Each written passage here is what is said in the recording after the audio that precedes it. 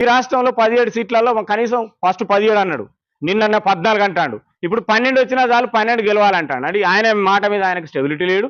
1-2 పత్రికలు మీడియాలు అడ్డం పెట్టుకొని చాలా రకాలు. అసలు గెలిచినటువంటి ఒక చిన్న అంశం ఏంటంటే, ఒక రాష్ట్రంలో ఒక రాజు పోయి ఇంకో నాయకుడు గెలిచిండు అంటే ఆ నాయకుడు గొప్పతనం, ఆయన ఎట్లా గెలిచిండు, ఆయన వ్యూహం ఎట్లా ఉండే, ఆయన సమర్థత ఎట్లా ఉండే, ఆయన చుట్టూ మీడియా కానీ మేధావులు కానీ అటెన్షన్ కావాలి.